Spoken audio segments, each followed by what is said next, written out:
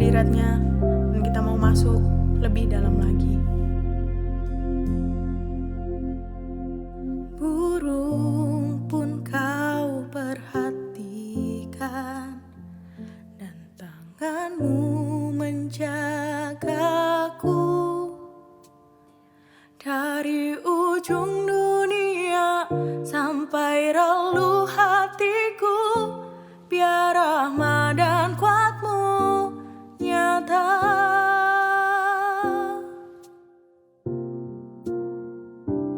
Kau memilihku Tuhan, semua malaikat tahu. Untuk kemuliaan-Mu menjadi saksi-Mu, penuh kasih dan anugerah-Mu. Dan ku berlari padamu, pada firman-Mu.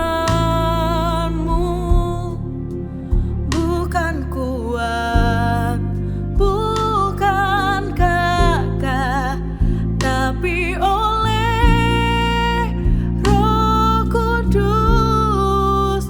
Dan ku kan berlomba sampai ku pandang wajah-Mu, biar ku hidup dalam kasih-Mu yang mulia.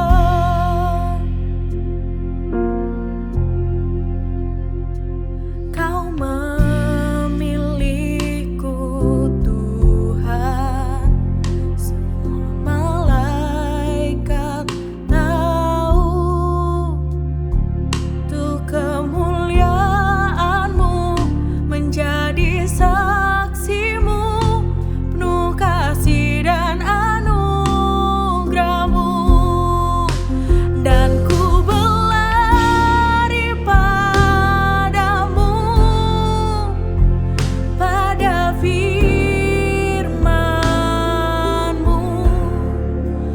Bukan kuat, bukan gagah, tapi oleh Roh Kudus. Dan ku kan berlomba sampai ku pandang wajah-Mu, biar ku hidup dalam kasih-Mu yang mulia.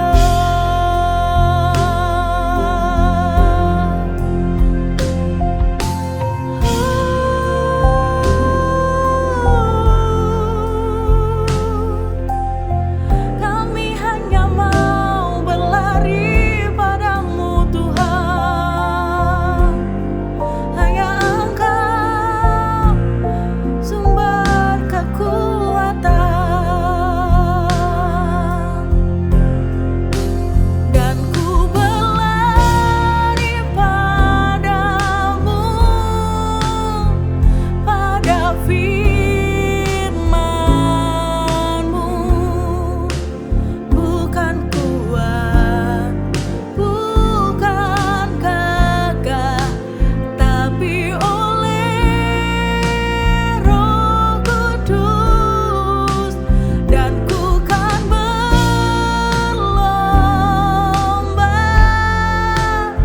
sampai ku pandang wajah-Mu, biar ku hidup dalam kasih-Mu yang mulia.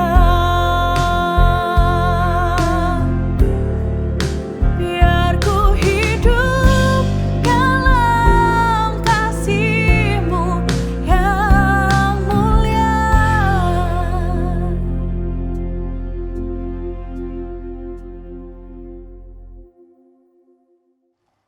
Selamat pagi Bapak Ibu Saudara yang kasih oleh Tuhan. Kembali lagi pagi ini kita sama-sama belajar untuk merenungkan kebenaran firman Tuhan. Di pagi ini saya akan membahas satu tema, yaitu move on. Nah, kita mungkin sering mendengar istilah move on. diartikan atau diterjemahkan yaitu berpindah.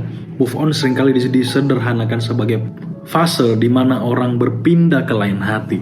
Padahal secara harfiah, move berarti pindah, move on berarti proses berpindah. Kalau kita lihat dipandang dari perspektif yang lebih luas, move on sebenarnya bisa juga mengacu pada proses beralih fokus dari orang atau dari peristiwa di masa lalu. Nah, tidak selalu berbicara tentang percintaan, tidak selalu berbicara tentang hubungan satu orang dengan yang lain. Nah, di waktu mengalami masa-masa sukar, kerap kali kita menjadi lupa bahwa ada Tuhan yang senantiasa menolong dan menyertai kita, senantiasa yang ada di dekat kita, yang senantiasa menemani kita di saat-saat tersebut. Kalau kita lihat dalam Yesaya 43 ayat yang ke-18 sampai dengan yang ke-19 dikatakan firman-Nya, janganlah ingat-ingat hal yang dahulu dan janganlah perhatikan hal-hal dari zaman purbakala. Lihat, aku hendak membuat sesuatu yang baru, yang sekarang sudah tumbuh.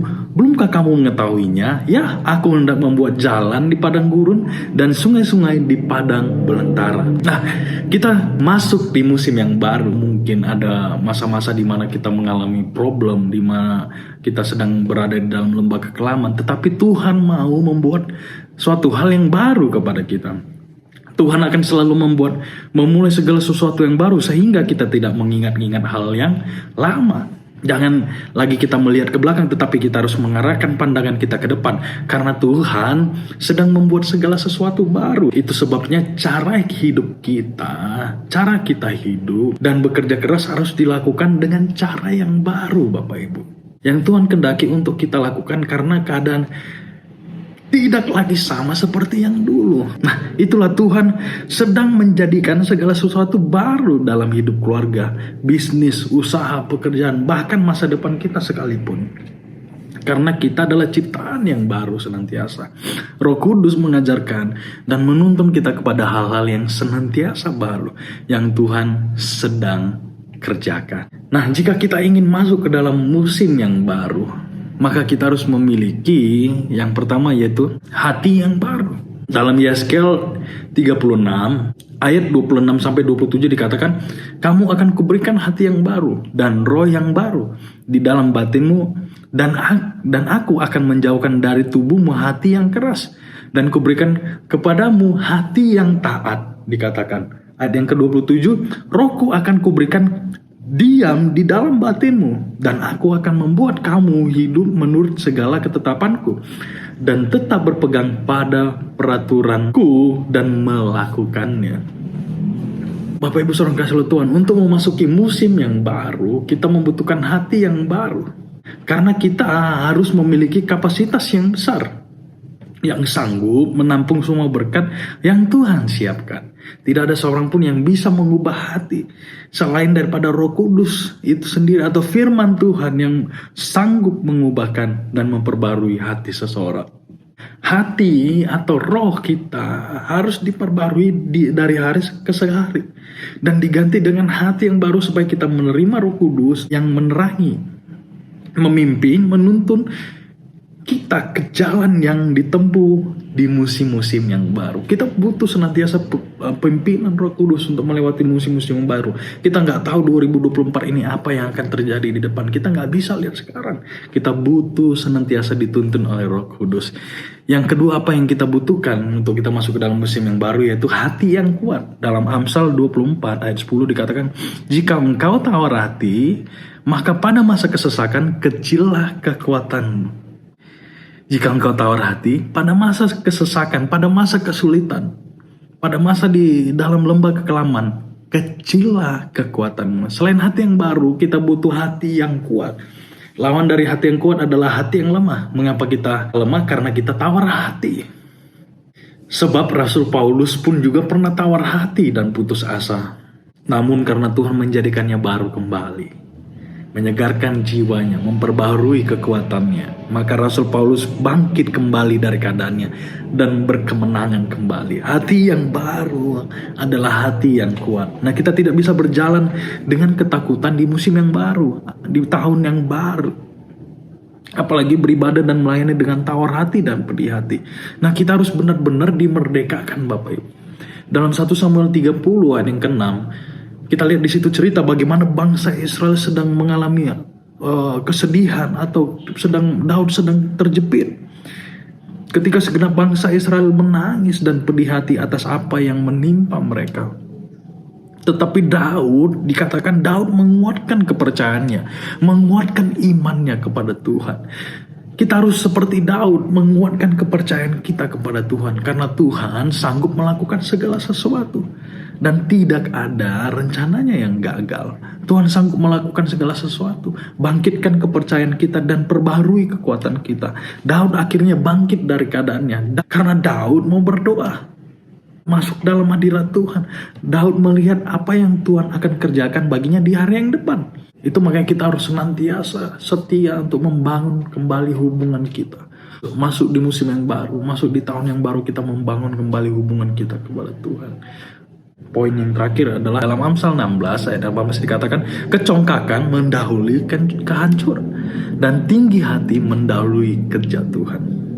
Nah, pada waktu kita diberikan hati yang baru, kita juga diberikan kerendahan hati. Kesombongan adalah hal pertama yang merusak dan menghancurkan segala sesuatu yang Tuhan kerjakan dalam kehidupan kita. Tuhan ingin agar kita belajar daripadanya. Karena Yesus sendiri, anaknya, itu teladan kerendahan hati. Teladan dari Tuhan Yesus adalah tidak menggunakan kekuatannya sendiri, padahal dia mampu. Itulah sebabnya jika kita rendah hati, berarti kita tidak bersandar kepada pengertian atau pengalaman kita sendiri. Kita bersandar kepada Tuhan. Tuhan Yesus tidak pernah atau tidak sekalipun mengandalkan kekuatannya sendiri. Dia selalu hidup dipimpin oleh Roh. Dia selalu hidup dipimpin oleh Roh Kudus. Itu sebabnya Tuhan Yesus merasakan kuasa mengalir keluar dari dalam dirinya. Bahkan dia merasakan pergumulan setiap orang. Mari kita jangan mengandalkan diri kita sendiri. Jangan mengandalkan kekuatan kita sendiri. Jika kita mengandalkan Tuhan, maka kita bisa mengetahui apa yang tidak diketahui orang lain. Tuhan bisa memberikan hikmat kepada kita untuk mengetahui mungkin masalah yang ada di depan kita. Nah, kalau kita punya Roh Kudus, kita rendah hati, kita membiarkan senantiasa Roh Kudus menuntun kita, maka kita dapat melewati musim yang baru. Milikilah kerendahan hati, maka kita akan melihat hal-hal yang besar Tuhan kerjakan di musim yang baru ini. Amin. Kami mengucap syukur Tuhan buat firman-Mu di pagi hari ini yang mengajarkan kami untuk kami senantiasa mau senantiasa diperbarui, mau senantiasa mendekat kepada-Mu Tuhan. Biarlah Engkau memberikan hati yang baru senantiasa kepada kami, hati yang kuat dan kerendahan hati. Biarlah kami sadar kami tidak mampu tanpa tuntunan-Mu dalam melewati musim yang baru, memasuki tahun yang baru. Tapi kami butuh Roh Kudus-Mu yang senantiasa menuntun kehidupan kami untuk kami menjadi berkemenangan. Terima kasih Tuhan buat firman-Mu. Ajar kami senantiasa untuk kami selalu mau mendekatkan diri kepada-Mu, mau membangun suatu hubungan kepada-Mu, mau melekat kepada-Mu. Terima kasih Tuhan Yesus. Kami akan menjalani hari-hari kami sepanjang hari ini hanya dalam nama Tuhan Yesus. Haleluya. Amin.